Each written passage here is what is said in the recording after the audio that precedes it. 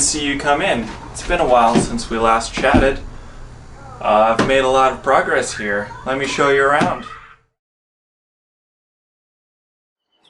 These are 8-foot walls, so if you take a piece of 4x8 sheathing, you need 2 of them to go up. I put them this way, long ways, and at the seam I put in this blocking, just 2x4s laid on their side against, so I have something to nail into with the sheathing. And I did that for a couple reasons. One, between the pieces of sheathing, you want to leave a little bit of a gap in case the sheathing expands so it doesn't buckle. So normally the way I do this is I just put down a piece of sheathing, and then I'm going to put the next one on top of it, and I just use a penny nail, a couple of them in between to space it out a little bit. So this blocking covers up that gap. It gives you somewhere to nail in to keep your 6-inch spacing on the sheathing nails coming in from the other side, particularly because this is 24 inches on center as opposed to 16. And the last thing is driving down the road. Because of the wind, the house sees a lot of force this way. So it wants to rack backwards because of all this wind force hitting it. So in general, when I was building this, I was thinking more about shear strength than I was vertical strength. Because it doesn't have a whole lot of vertical load, but it does have the shear load on it. Here we'll show you how we marked out the wheel well traces onto the piece of plywood we intended to nail into the frame. We held up the piece of plywood offset from the trailer using a couple of 2x4s and some clamps. Once we had everything aligned with the other piece of plywood, we ended up taking a pencil and tracing along the wheel well, grabbing the curvature of the wheel well so we could get as close as we could, as flush to the trailer.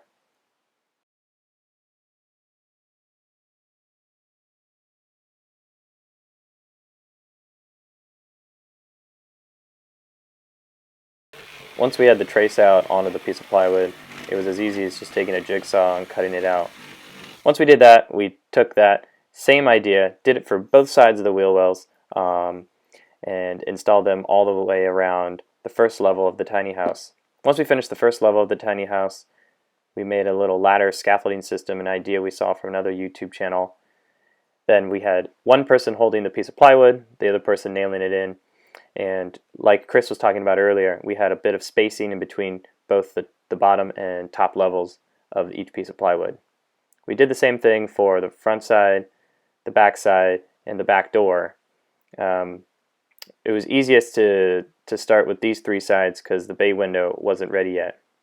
On the back side, it was a little bit more tricky because we don't have a lot of space, so I had to do a bit of trimming, and that side of the trailer is a bit higher than the front side because the land that we're using to work on the tiny house is not completely level. But once we got it level and the piece of plywood was installed, it was pretty easy from there. We just had to move the scaffolding over every couple of feet to do each side. So for house wrap, I chose this adhesive kind. It's basically just a giant sticker. And you go around and just stick it on the side. It's always weird to me that you get this sort of like waterproof layer, and then the way that you attach it is you just punch a bunch of holes in it. But anyway, it's sort of inevitable that we'll have to punch some holes in this. But I felt good about just getting the sticker. One of the weird things about applying it is this stuff is the stickiest stuff on the planet, particularly to itself. So if it folds over at all, you have to can it. You're not going to be able to get it unstuck from itself. It just wads up. So it's really hard to work with. If I were to do it again, probably what I would do is I would start at the roof and I would cut lengths down, and then I would just go up to the roof line and hang them. Adhere a couple inches of a strip, and then just let gravity help me as I pull the backing off and smooth it down as I go down. Going through the side this way, it was really 2 people kind of juggling it a lot. I really needed help doing it, and we still messed up a couple of times. But we managed to get it on. But if I were to do it again, I would probably go from top down, and just as you go across the house, just leave about a 3-inch overlap of it going down. One thing in my mind that is better about doing it this way is that this seam is sort of facing down. So starting at the bottom, we have this seam goes over, so any rain is gonna cascade over that seam. I don't know if that really matters, but I think I'm just trying to justify all the hardships we went through getting it up horizontally like this. But it worked, it's up, so that's all that matters. As Chris was mentioning earlier, there was a little bit of a hardship and a learning curve with putting on this Tyvek house wrap sticker stuff. You can see on the second level, we had a piece of it get caught and we had to start from the beginning. We slowly learned that if you start with smaller pieces or if you roll the pieces up first and then roll them on, it made life a lot easier. And you can see a really good example of this when we wrapped the backside. We started off on near the back door, and then it was much easier to roll it on bit by bit and then cut it out over the wheel well and then smooth it out on the backside. We were fighting against time, as you can see.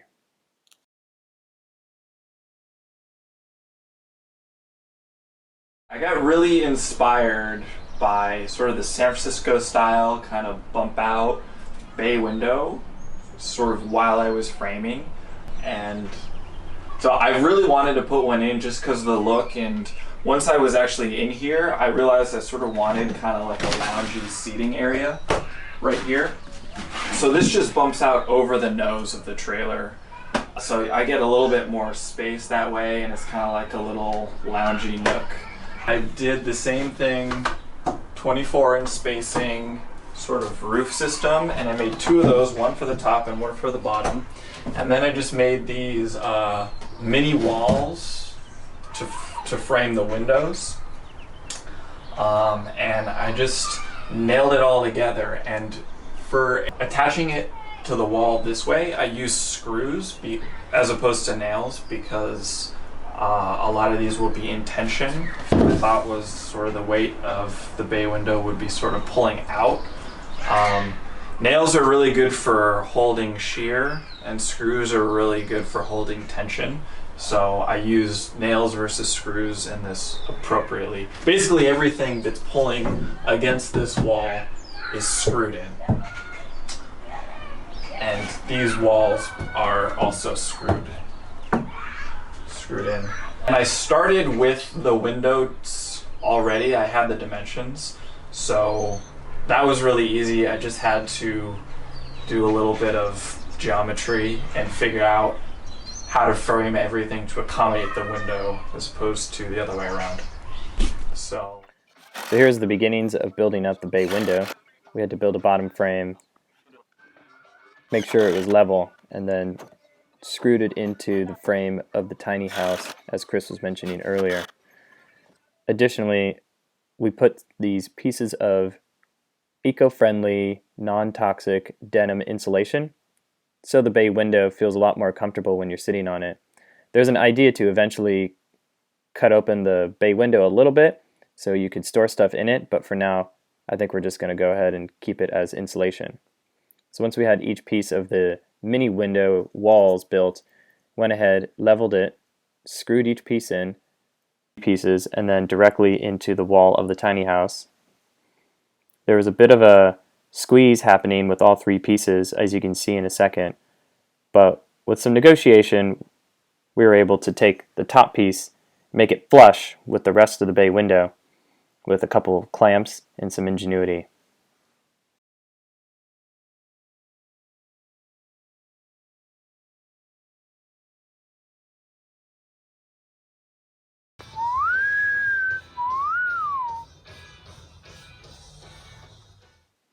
So here's the final touch on the bay window. Had to cut out tiny slits of plywood to put on each little piece of the windows. Once we had all of those done, we were able to size up and get a fit test with all the windows.